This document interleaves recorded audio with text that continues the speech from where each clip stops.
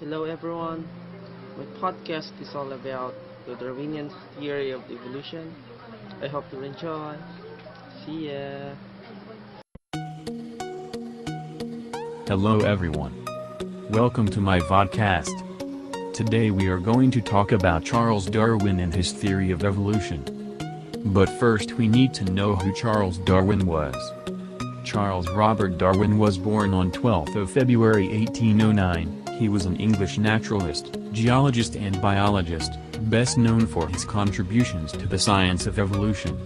He established that all species of life have descended over time from common ancestors and, in a joint publication with Alfred Russel Wallace, he introduced his scientific theory that this branching pattern of evolution resulted from a process that he called natural selection, in which the struggle for existence has a similar effect to the artificial selection involved in selective breeding.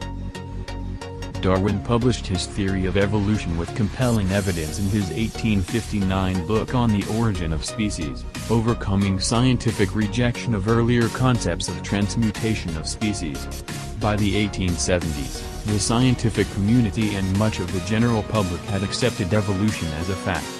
However, many favored competing explanations, and it was not until the emergence of the modern evolutionary synthesis from the 1930s to the 1950s that a broad consensus developed in which natural selection was the basic mechanism of evolution. Darwin's scientific discovery is the unifying theory of the life sciences, explaining the diversity of life.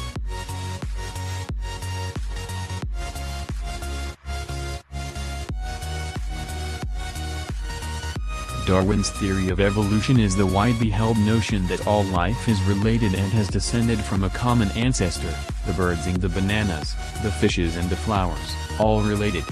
Darwin's general theory presumes the development of life from non-life and stresses a purely naturalistic or undirected descent with modification. That is, complex creatures evolve from more simplistic ancestors naturally over time. In a nutshell, as random genetic mutations occur within an organism's genetic code, the beneficial mutations are preserved because they aid survival, a process known as natural selection. These beneficial mutations are passed on to the next generation. Over time, beneficial mutations accumulate and the result is an entirely different organism, not just a variation of the original, but an entirely different creature. While Darwin's theory of evolution is a relatively young archetype, the evolutionary worldview itself is as old as antiquity. Ancient Greek philosophers such as Anaximander postulated the development of life from non-life and the evolutionary descent of man from animal. Charles Darwin simply brought something new to the old philosophy, a plausible mechanism called natural selection. Natural selection acts to preserve and accumulate minor advantageous genetic mutations. That's all from my vodcast. I hope you learned a lot. I am Richard Copel from Benedicto College. Thank you very much for watching. See ya.